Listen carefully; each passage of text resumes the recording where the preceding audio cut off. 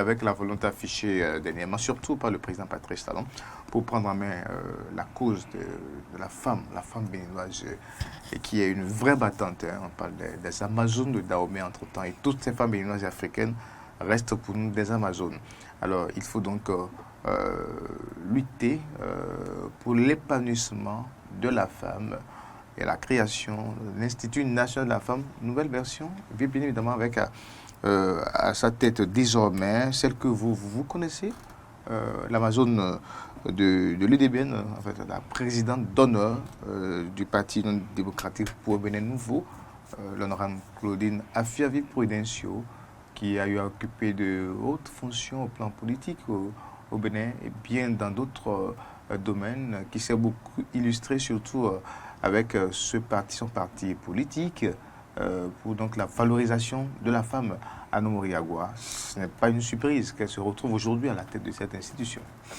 C'est une bonne question. La valorisation de la femme, ce n'est pas une surprise qu'elle se retrouve à la tête de cette institution, Institut national de la femme. Oui, pour ceux qui savaient faire la lecture politique, pour ceux qui savaient faire la lecture, je vais dire, sociale de tout ce qui se passe dans le pays, on avait donc pressenti que certainement qu'elle sera désignée à ce poste-là. En ce qui nous concerne, nous journalistes, on a vu venir et c'est effectivement ce qui est arrivé. Et celle-là, l'Amazone que nous appelons l'Amazone des temps modernes, qui a donc piloté à la tête de façon majestueuse le parti UDBN durant plusieurs années et qui depuis quelque temps est devenue présidente d'honneur du parti UDBN. Vous savez, elle a montré la place qu'elle accorde aux femmes. J'en voudrais pour preuve le positionnement des femmes sur la liste électorale lors des communales passées, et elle a été donc le seul chef de parti qui a positionné plus de femmes sur sa liste électorale. C'est ça qui montre donc l'importance et la place qu'elle accorde aux femmes.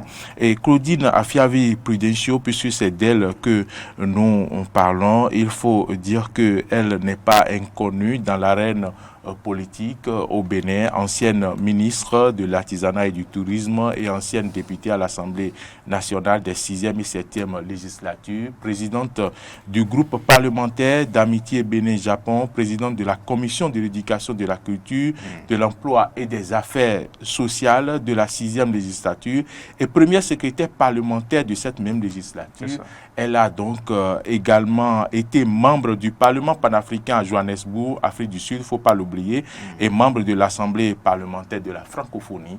Et c'est une femme leader qui a montré beaucoup de choses, son intérêt pour les femmes, l'épanouissement bien sûr des femmes béninoises par les microcrédits et autres mécanismes de financement à la base pour mener des activités génératrices de revenus. Il faut aussi reconnaître que de nombreux problèmes sociaux ont été réglés grâce à celle-là dont nous parlons pendant qu'elle était à l'Assemblée nationale. La loi, par exemple, sur le désengorgement des maisons d'arrêt, la loi sur le tabagisme et la loi portant prévention de prise en charge et contrôle des hépatites B et C en République du Bénin.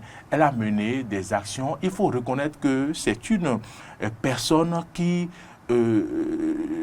n'aime pas la façon dont on prône l'égalité homme-femme.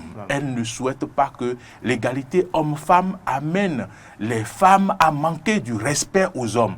Elle souhaite que les femmes se battent au même titre, tout en reconnaissant au même titre que les hommes et méritent donc leur place dans la société et non qu'on ne leur fasse pas de faveur. Ce n'est pas ce qu'elle souhaite. Et aujourd'hui, je pense qu'on a donc placé celle qu'il faut à la place qu'il faut. Et l'Institut national de la femme va certainement s'imposer dans le microcosme au Bénin avec son leadership et elle saura aller détecter les problèmes des femmes là où il faut écouter les femmes et les aider dans la résolution de leurs problèmes qu'on a ici. Alors, Ici à Kakoshoni. Oui, j'espère que Maurice n'a pas tout dit. Oui, il a tout dit. Il a tout dit, comme vous l'avez constaté. Et je vais revenir un peu sur l'historique de l'Institut de la femme. Vous n'êtes pas sans savoir que la révision de la Constitution du Bénin a pour l'une des causes et d'accorder l'importance à la femme. Parce que lorsque vous prenez cette constitution, et même il y avait eu des communications autour pour dire que c'est pour imposer, c'est pour pouvoir trouver une place. Voilà, c'est tout ça.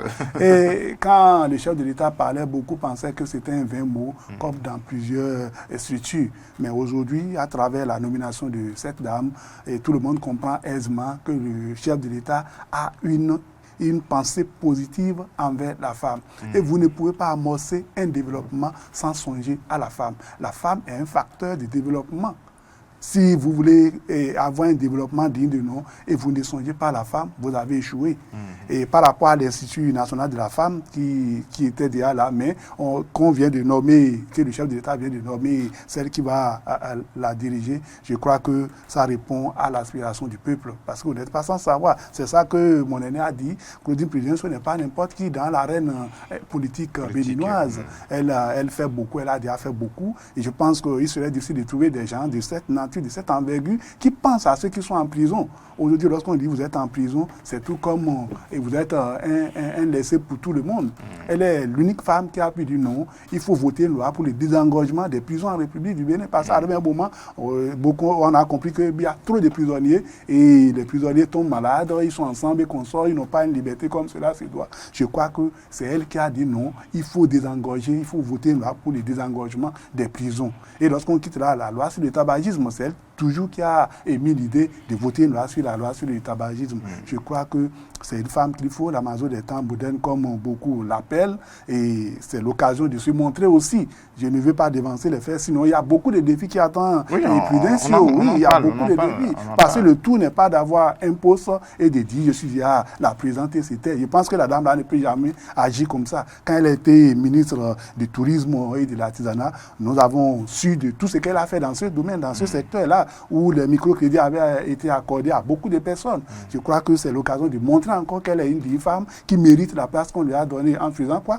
Et en ne focalisant pas uniquement sur son poste et en disant j'ai un défi à relever. Parmi les défis, je vais parler déjà de la loi, ce n'est pas une loi, qu'elle songe aux femmes. Parce que vous n'êtes pas sans savoir aujourd'hui que la plupart des structures étatiques, les nominations, les femmes viennent en dernière position, prennent le gouvernement qui est là actuellement. Combien de femmes nous avons? Les députés qui sont au Parlement, combien de femmes nous avons?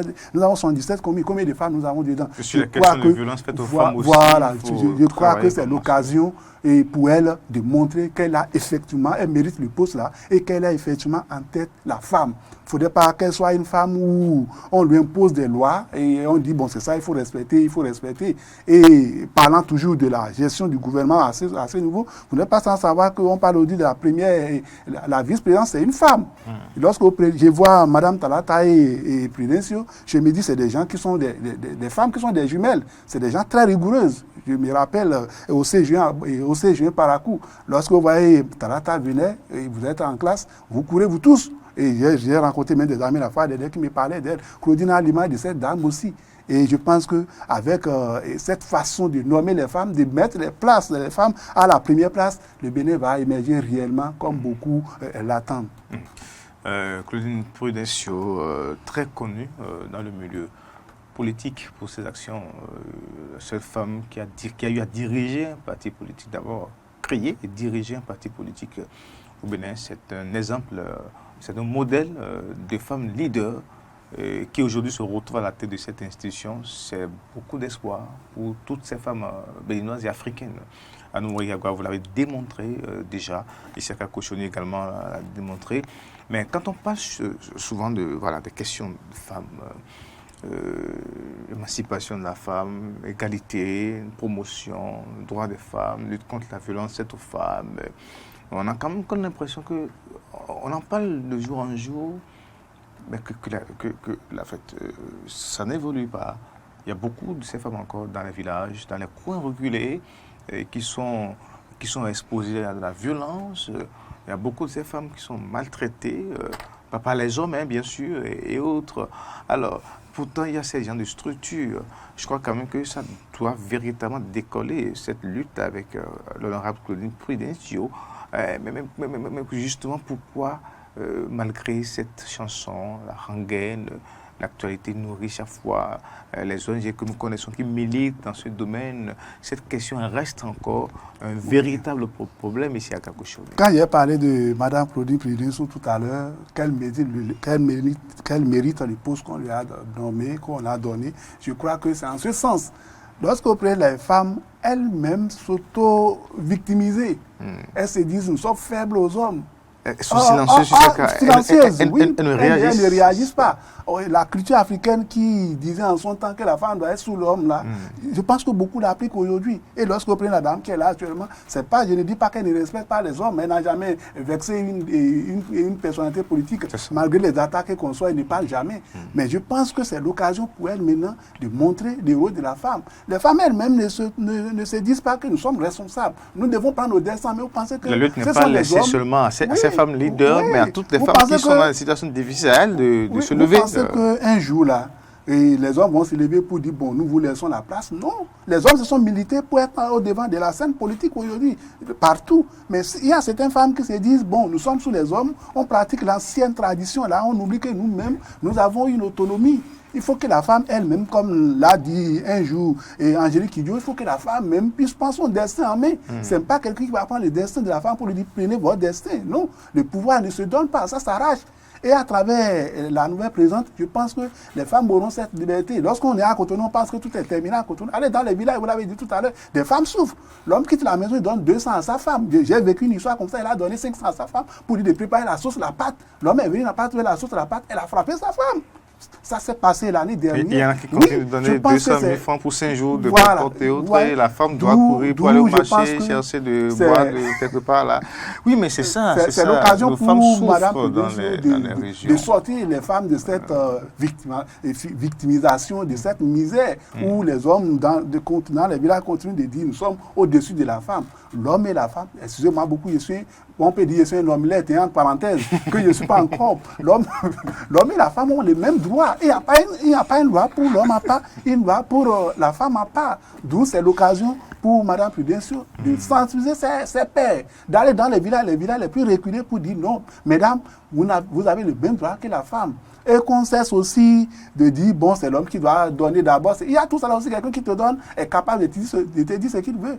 Doit là aussi à faire dans la promotion de l'emploi des femmes. Voilà mon point de vue. Je vois mon aîné là-bas qui est en train de mijoter quelque chose, je ne sais pas le plus dire. Je le mijote, oui. Oui, puisque il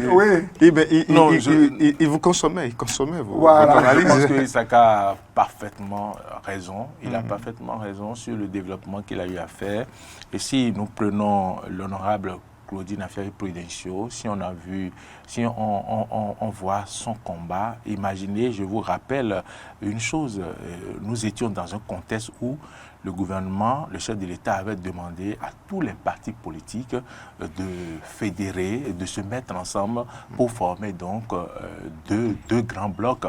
Et en ce moment-là, le parti IDBN existait, mais cette brave femme-là n'a donc pas n'a donc pas voulu fédérer son parti politique avec ces blocs-là, et elle est partie détachée avec son parti politique courageuse et dans cette lutte qui n'a pas été du tout facile, comment il fallait obtenir le récépissé, les démarches à faire avec l'assise politique, tout ce qui a entouré ces démarches-là, elle a tenu bon, et c'est ça qui a fait qu'on l'a remarqué. Peut-être qu'elle serait partie, donc associer son parti aux autres blocs, qu'elle serait déjà, on n'entendrait plus son nom, on ne la verrait plus mener des actions, parce que vous l'avez vu, elle a parcouru tout le pays à un moment donné pour aller parler aux populations, parler aux femmes, et c'est comme ça, cela exprime donc sa détermination, son engagement à être femme et à s'imposer véritablement.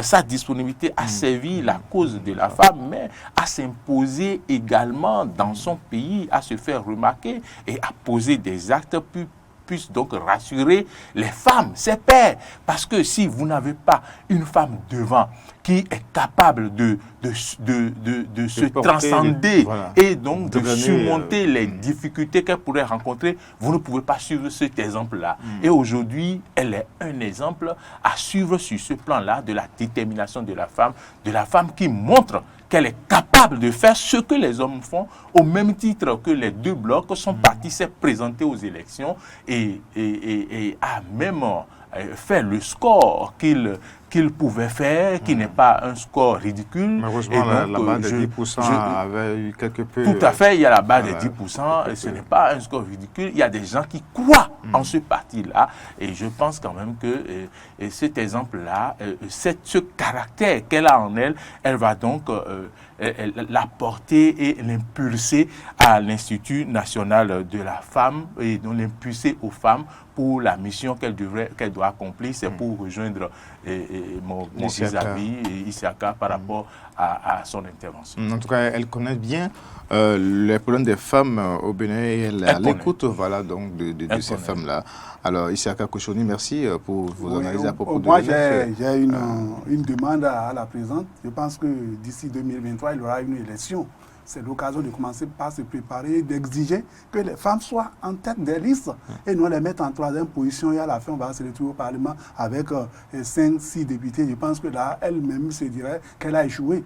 D'où son rôle et désormais est de tout faire pour mettre les femmes au premier plan et non les mettre au second plan comme la plupart on a eu le temps et on a constaté sur les différentes élections où la femme n'émerge point. C'est l'occasion pour elle d'imposer désormais pour dire non, mettez tes femmes, mettez tes ici. Et avec ça, je pense qu'à la fin, elle sera portée aussi en triomphe comme l'autre le disait en son temps. Le triomphe l'attend, ouais, c'est ça, vous l'avez dit. Merci, Isiaka Koshoni.